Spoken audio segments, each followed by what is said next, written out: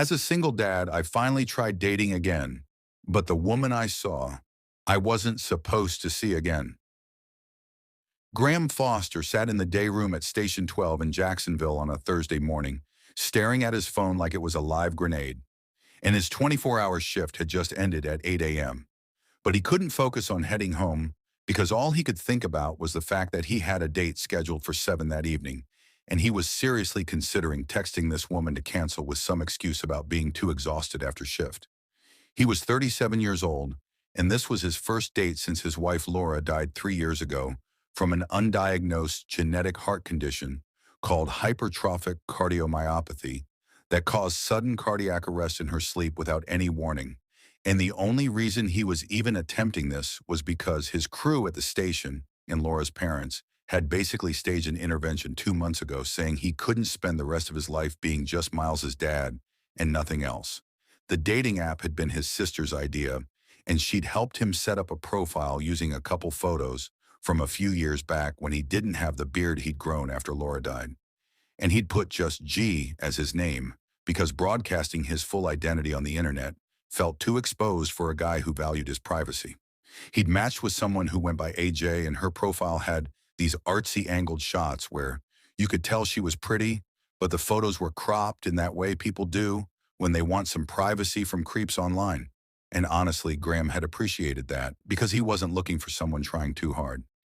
They'd messaged back and forth for 5 days, and it had been surprisingly easy. She was funny and smart and didn't seem fazed when he mentioned having an 8-year-old son, and Graham had done something that surprised even himself. He'd suggested meeting in person because he was terrible at keeping up text conversations and would rather just talk face to face. I'm not great at this whole online conversation thing. Would you maybe want to grab coffee this week? He typed, and AJ had responded within minutes, saying, yes, I prefer meeting in person anyway. Chemistry is impossible to tell through a screen. They'd settled on Thursday evening at a coffee shop called The Daily Grind, and now that Thursday had arrived, Graham was sitting at his desk wondering what the hell he'd been thinking. His Lieutenant Rodriguez walked past the office door and backtracked when he saw Graham just sitting there staring into space. You good, Foster? You've been weird all day. If something's going on, you need to talk about it before you're out there on a call not focused. Graham set his phone face down on the desk and ran his hand through his hair. I'm fine, just got a thing tonight. I'm second guessing. It's nothing. Rodriguez leaned against the door frame with his arms crossed, doing that thing he did when he knew someone was holding back. A thing? What kind of thing? You're usually gone 10 minutes after relief shows up, but you've been sitting here over an hour. What's going on? Graham let out a breath he didn't know he'd been holding. I've got a date, first one since Laura, and I'm thinking maybe I should just cancel because this feels wrong, like I'm cheating on her or something, even though she's been gone 3 years. Rodriguez's expression softened in that way it did when they were talking about Laura because the whole crew had known her, had been at the funeral, had watched Graham fall apart, and slowly put himself back together. You promised your kid you'd try, didn't you? Rodriguez said it gentle but firm, and Graham nodded because, yeah, he had. Miles had asked him a few weeks ago why he never went on dates like his friend's dad did after his parents got divorced, and Graham had promised his 8-year-old that he'd at least try to meet someone. Then you go. You have one coffee with this woman, and if it's terrible, you never have to do it again. But Foster, you can't live the rest of your life stuck in 3.5 years ago. Laura wouldn't want that for you. Graham knew Rodriguez was right, knew Laura would probably kick his butt if she could see him now, still too scared to even attempt moving forward. So he pulled his phone back out and sent Miles a quick text. Hey buddy, I'm going to that coffee thing tonight like I promised. Be good for Grandma and Grandpa, okay? Miles texted back almost immediately with, you better not chicken out, Dad. Grandma says if you cancel, she's going to come down there and drag you to the date herself. And Graham smiled because apparently his 8-year-old and his late wife's mother were in cahoots about his love life. He headed home, showered off the 24-hour shift, tried to nap but couldn't stop thinking about the date, and by 6:30 he was in his truck heading across town to the Daily Grind, wearing jeans and a flannel shirt with his stomach doing backflips. The coffee shop was one of those local places with mismatched furniture and art from neighborhood artists on the walls. And when Graham walked in at 6:50, the smell of espresso and fresh pastries hit him along with the realization that he was actually doing this. He was actually on a date for the first time since he'd been a married man. He ordered a black coffee from the barista and grabbed a table near the window so he could watch for AJ to arrive. And he pulled out his phone to look at her profile one more time. The angled photos that showed dark hair and a warm smile, but never quite a full clear shot of her face. Somewhere in the back of his mind, something about those photos felt vaguely familiar, in a way he couldn't place. But Jacksonville was a big city with over 1 million people, and plenty of folks looked similar. So he brushed it off as nerves, making him see patterns that weren't there. At exactly 7 o'clock, the door opened, and Graham looked up from his coffee. And what happened next felt like one of those movie moments where time slows down, because your brain is trying to process information that fundamentally doesn't make sense. A woman walked in shaking off the evening humidity, and she had dark hair pulled back in a ponytail and was wearing jeans and a green blouse. And the second Graham's eyes actually focused on her face. His coffee cup froze halfway to his mouth and his entire body went cold. It was Aubrey Jensen. It was his late wife's best friend. It was the maid of honor from his wedding. It was the woman he hadn't seen or spoken to in 18 months. Not since a year after Laura's funeral 2.5 years ago, when they'd finally admitted that staying in touch was too painful and agreed they needed to stay out of each other's lives because seeing each other was too constant. A reminder that Laura was gone. Aubrey was scanning the coffee shop, clearly looking for whoever she was meeting. And when her eyes landed on Graham sitting by the window, her face went through the exact same process his just had. Confusion to recognition to absolute shock. And she actually stopped walking mid-step like someone had physically grabbed her. They stared at each other across the coffee shop for what felt like an hour, but was probably only about 5 seconds. And Graham's brain was desperately trying to do math that didn't add up.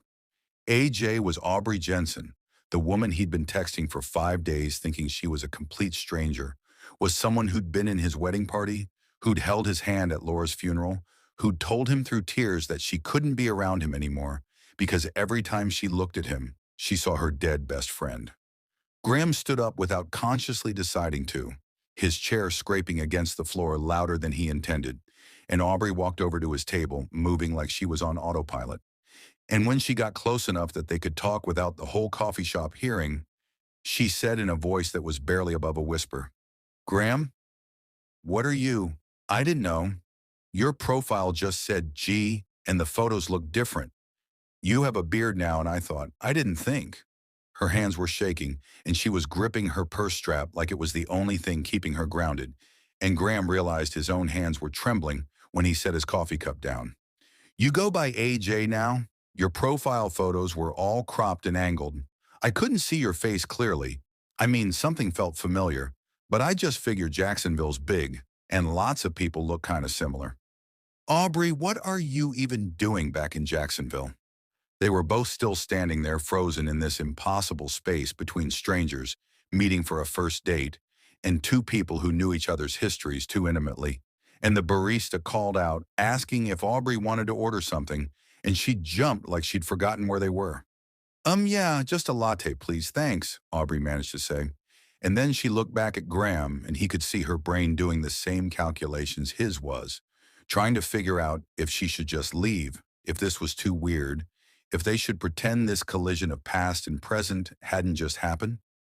Graham made a decision before he could overthink it the way he overthought everything else.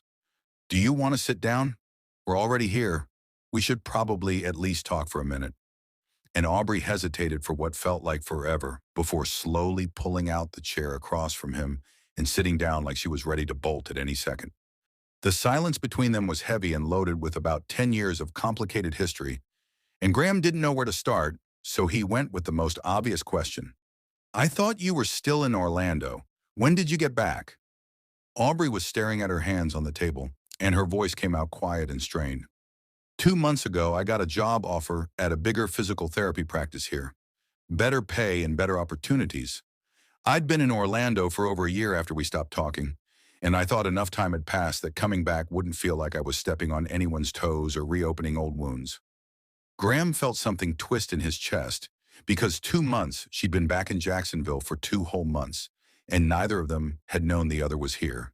had probably been living their separate lives in the same city, passing each other on highways or in grocery stores without ever crossing paths until a dating app accidentally put them in the same coffee shop.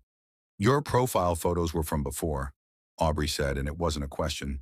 Before Laura died, you didn't have the beard then, and you used pictures that were a couple years old, so I didn't recognize you. I mean, I thought you looked vaguely familiar, but I just figured there are probably lots of guys in Jacksonville who look kind of similar from certain angles. Graham ran his hand over his beard self-consciously, a habit he'd developed over the past few years. Yeah, I grew this after. Couldn't really stand looking at myself in the mirror for a while without seeing the guy who couldn't save his wife from a heart condition he didn't even know she had.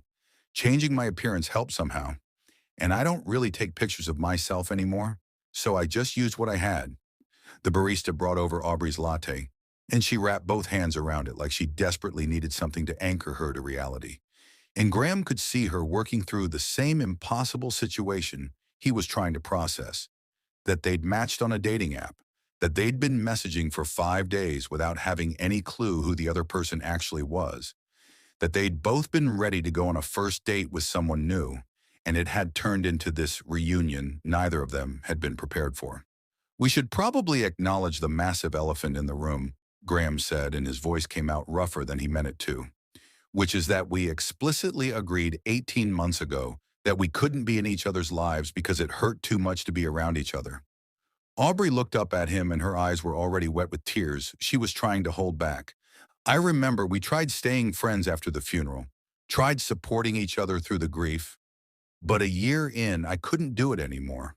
I told you I couldn't look at you without seeing her, without feeling like I'd lost a piece of myself. And you said you understood. You said you needed distance too. Graham felt his throat get tight because he did remember every detail of that conversation. Remembered Aubrey crying so hard she could barely breathe. Remembered her saying she had to get away from Jacksonville, from him, from all the memories and reminders that Laura was never coming back.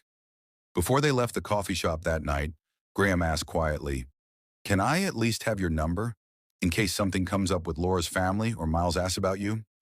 Aubrey hesitated but typed it into his phone, and he sent her a quick text so she'd have his too. "So what do we do now?" Graham asked, and the question hung in the air between them, heavy with implications and possibilities neither of them were ready to unpack. And Aubrey took a shaky breath before answering. "I honestly have no idea because this is the absolute last thing I expected when I agreed to meet someone for coffee tonight." They ended up staying at that table for almost 2 hours, and what started as an awkward reunion became something neither of them had expected. A conversation that felt like picking up exactly where they left off before Laura's death had blown both their lives apart. Aubrey told Graham about moving to Orlando about a year after the funeral, after trying and failing to stay connected to him and Laura's family because she couldn't handle being in Jacksonville anymore. Couldn't drive past their old hangout spots or see Laura's favorite restaurants without falling apart. And she'd thrown herself into work at a physical therapy clinic until she was doing 60-hour weeks just to avoid going home to an empty apartment and thinking about everything she'd lost.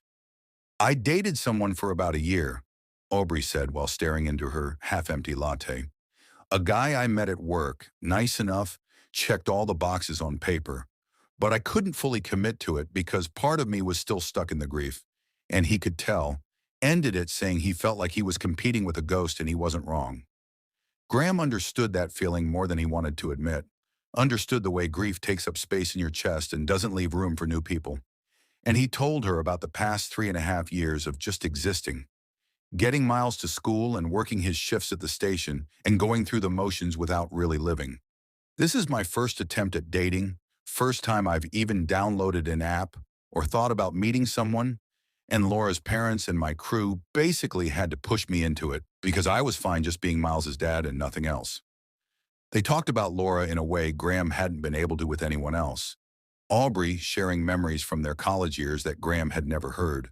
About the time Laura had talked her into skydiving, even though Aubrey was terrified of heights. About how Laura had been the brave one who pushed everyone around her to be braver too. "She would absolutely kick both our butts if she knew we'd gone 18 months without talking," Aubrey said and laughed, but it came out watery. "She hated when people she loved were fighting or distant, She'd have locked us in a room until we worked it out. Graham felt his own eyes burning because, yeah, that sounded exactly like Laura. And he told Aubrey about how Miles still talked to Laura's photo before bed sometimes, asking her about his day, like she was still there listening. The conversation shifted to lighter things, how Aubrey had just moved into a new apartment near the beach and was still living out of boxes, how Graham had finally taught Miles to ride a bike without training wheels last summer, and the kid had been so proud he'd insisted on riding it to school even though it was way too far. They were laughing about something stupid when Aubrey's phone buzzed and she glanced at it, and her face changed. "Oh, wow, it's already 9. I didn't realize we'd been here this long. I should probably get going. I've got an early patient tomorrow." Graham felt a pang of something like disappointment because he didn't want this to end. Didn't want to go back to reality where this situation was complicated and messy instead of just easy like it had been for the past 2 hours. They walked out to the parking lot together and stood by Aubrey's car in that awkward space where neither of them knew how to say goodbye. And finally, Aubrey turned to face him with her arms crossed like she was hugging herself. "This feels like betraying her, doesn't it?" Her voice was quiet and raw. "Like we're doing something wrong by sitting here laughing and talking like old friends when she's been gone 3 years and we're supposed to still be grieving." Graham felt the guilt slam into him because he'd been feeling it too, had been trying to ignore the voice in his head saying that Laura was his wife and Aubrey was her best friend, and whatever chemistry was still humming between them was off limits for about 17 different reasons. "I loved her," Graham said, and his voice cracked on the words. "I loved her so much, and I still do. And I don't know how to reconcile that with the fact that I've been sitting across from you for 2 hours feeling something I haven't felt since before she died, and I hate myself for it." Aubrey was crying now, tears running down her face that she didn't bother wiping away. "I loved her like a sister. She was my person for 15 years. And I felt guilty for even being on a dating app, like I'm somehow moving on from her. And now I find out I matched with you. And we have this connection that feels wrong, but also feels right. And I don't know what to do with any of it." They stood there in the parking lot under the Florida night sky, with humidity thick enough to feel. And Graham made a decision that felt like the responsible thing, even though every part of him wanted to do the opposite. "This was a mistake," he said, and watched Aubrey's face crumple. "Not the conversation, that was good, but us trying to turn this into something more. We can't do that. We owe it to Laura's memory to not. We just can't." Aubrey nodded and her voice came out choked. "You're right. We should go back to how things were. No contact, clean break. We'll delete each other from the app and just pretend this didn't happen." They said goodbye in the parking lot like they were ripping off a bandage, quick and painful. And Graham drove home with his hands gripping the steering wheel so hard his knuckles went white, because walking away from her felt like losing Laura all over again. 2 weeks went by and Graham was absolutely miserable in a way he hadn't been since the early days of grief. Going through his shifts on autopilot, barely talking to his crew, coming home and sitting on the couch staring at nothing while Miles did homework at the kitchen table. He couldn't stop thinking about Aubrey, about the way she'd laughed at his dumb jokes, about how easy it had been to talk to her about Laura without feeling like he was dragging someone through his trauma, about the fact that she understood his grief because she was living her own version of it. His phone felt like it weighed 1,000 pounds every time he thought about texting her, but they'd agreed. They'd both agreed this was the right thing to do, even if it felt like the worst thing. On the 15th night after their coffee shop collision, Graham was making spaghetti for dinner, while Miles sat at the table coloring, and his son looked up with that serious expression kids get when they're about to ask something they've been thinking about for a while. "Dad, why don't we see Aunt Aubrey anymore? I miss her. You always said she moved away, but is she ever coming back?" Graham nearly dropped the spoon he was holding because Miles asking about Aubrey wasn't new. The kid had asked about her multiple times over the past 18 months, but Graham had always deflected with vague answers about her being busy or living far away. And now, standing in his kitchen, knowing Aubrey was 20 minutes across town, and he couldn't tell his son that, it hit him like a truck. "You remember Aunt Aubrey?" Graham's voice came out rough, and Miles gave him that look that said, "Obviously, Dad, I'm not a baby, Yeah, I remember her. She used to come over all the time before Mom died. She taught me how to do a cartwheel, and she always brought me those gummy bears I like, the sour ones. Why did she stop coming over? Graham sat down at the table across from his 8-year-old and tried to figure out how to explain adult grief and complicated emotions to a kid. When Mom died, it was really hard for Aunt Aubrey too because they were best friends, and sometimes when people are sad, they need space to heal, so she moved away for a while. Miles absorbed this with the seriousness of someone much older. But if she's healed now, can she come back? Because I miss her, and also I want to show her I can ride my bike without training wheels now. That conversation stuck with Graham for the next 3 days. The realization that Miles had lost Aubrey too when Laura died, that his son had lost his mom and then lost another important adult in his life, and Graham had never really thought about it from that angle. He thought about Laura and what she would actually want, not what grief and guilt were telling him she'd want. And he knew with absolute certainty that Laura would want him happy, would want Miles to have as many people loving him as possible, would want Aubrey in their lives if Aubrey wanted to be there. On the 18th day after the coffee shop, Graham pulled out his phone and found Aubrey's number that he'd saved even though he'd promised himself he'd delete it, and he typed out a message before he could lose his nerve. "Can we talk? I think we made a mistake walking away." And he hit send and felt his heart trying to beat out of his chest, waiting for her to respond. Aubrey's response came through 20 minutes later, and Graham had spent that entire time pacing his living room like a caged animal. And when his phone finally buzzed, he nearly dropped it, trying to unlock the screen. "I've been staring at your number for 2 weeks wanting to text you. Yes, we can talk. When and where?" And Graham felt something loosen in his chest that had been tight since the night they'd said goodbye in that parking lot. They agreed to meet at Riverside Park the next afternoon, neutral territory where they could talk without the pressure of a coffee shop or the intimacy of either of their homes. And when Graham showed up, Aubrey was already sitting on a bench overlooking the St. Johns River, looking like she'd slept about as well as he had, which was to say not at all. He sat down next to her, leaving a respectful amount of space between them, and for a minute neither of them said anything. Just watched a couple of kayakers paddle past and a jogger go by with a dog that was clearly walking the human more than the other way around. Finally, Graham broke the silence because if he didn't start talking, he'd lose his nerve. "Miles asked about you again, wanted to know if you were ever coming back. And it hit me that when Laura died, he didn't just lose his mom. He lost you too. And I never really thought about it from that angle." Aubrey's breath caught, and she turned to look at him with eyes that were already wet. "He remembers me? He was only 6 when I left. I didn't think he'd still remember." "He remembers everything." Graham's voice was rough. "Remembers you teaching him cartwheels and bringing him sour gummy bears? Remembers you being around all the time before his world fell apart. And hearing him ask about you made me realize we've been making decisions based on guilt and grief instead of what's actually right." Aubrey was crying now, and she didn't try to hide it. "I loved her like a sister, Graham. She was my person for 15 years. And I feel like being with you is some kind of betrayal, like I'm choosing my own happiness over respecting her memory." Graham took her hand and she didn't pull away. "What if it doesn't have to be a choice? What if we can honor her memory and still build something new? Laura loved us both. She'd want us happy. She'd want Miles to have as much love in his life as possible." They sat on that bench for 2 hours working through 3 years of grief and guilt and feelings they'd both been trying to bury. And Aubrey admitted something that made Graham's heart break. "I never stopped wondering about you. Even before Laura died, I'd introduced you to and watched you fall in love. And I was happy for you both. But there was always this tiny what if in the back of my mind, and I've hated myself for that for 10 years. Graham squeezed her hand.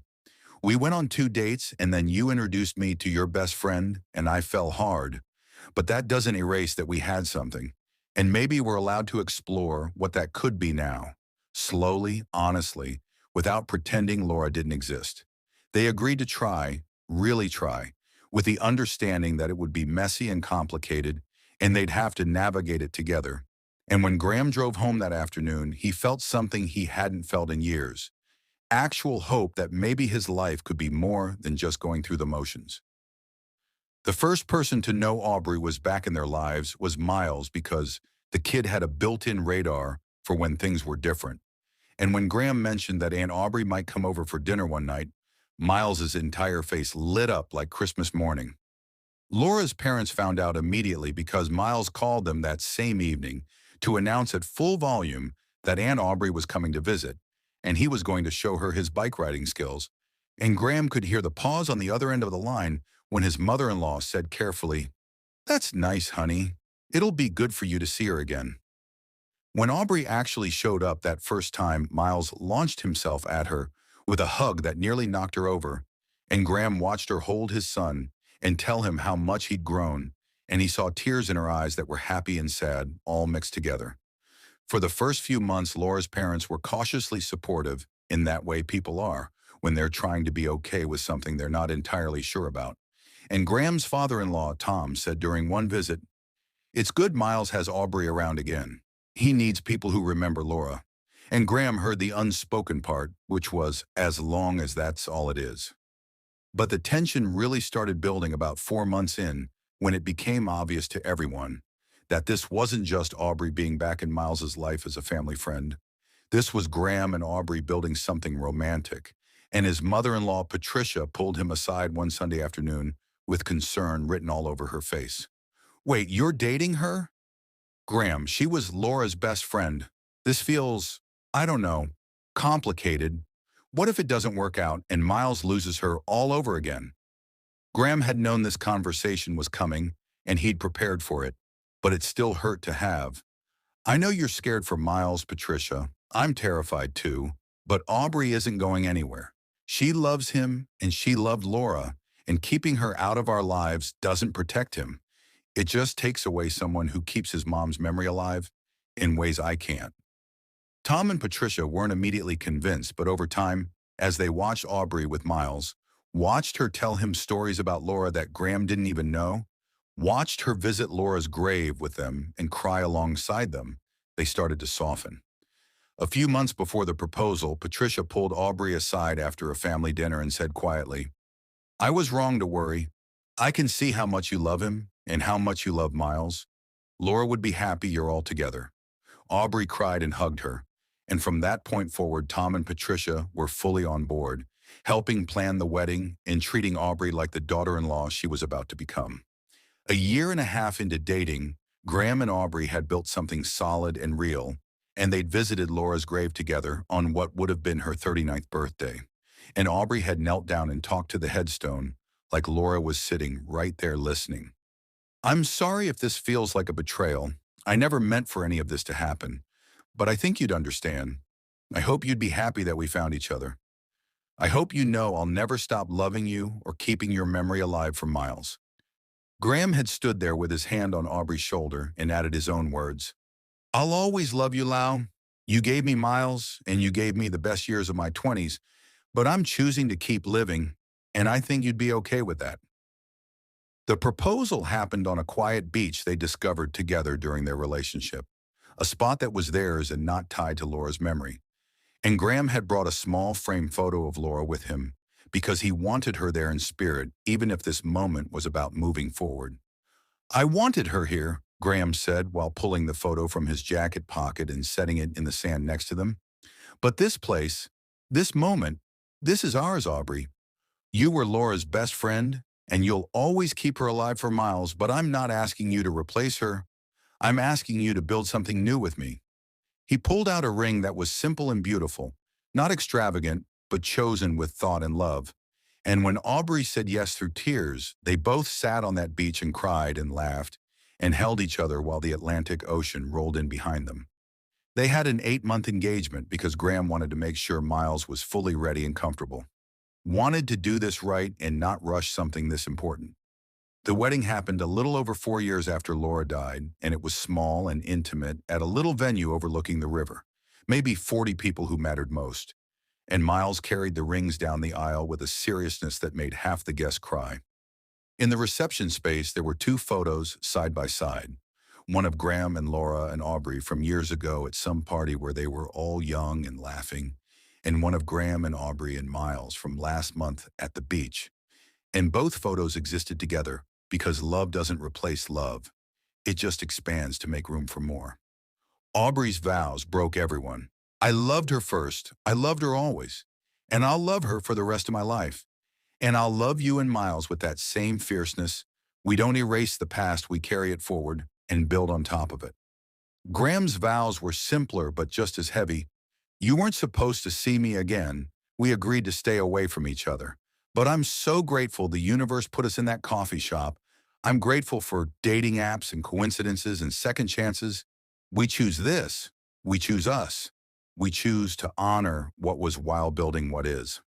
Miles hugged them both after the ceremony and announced to anyone who'd listen that he had the best family in the world. And later that night, when everyone had gone home and it was just the three of them, Aubrey told Miles a story about his mom that made him laugh until his stomach hurt. And Graham watched his wife and his son and felt a peace he hadn't known was possible. Sometimes grief and new love have to learn to live in the same house. Sometimes honoring someone's memory means not freezing your life at the moment you lost them. Sometimes the person who understands your pain best is the person who lost the same person you did. Graham thought he was supposed to never see Aubrey again, but the universe had other plans, and what could have been just another failed dating app match turned into a family built on honesty and hard-won healing. If this reminded you that moving forward doesn't mean forgetting, that love can coexist with grief, that the right person doesn't make you choose between your past and your future, hit that subscribe button and share this. Thanks for being here. And remember, you're allowed to keep living even after loss. The people we love would want that for us.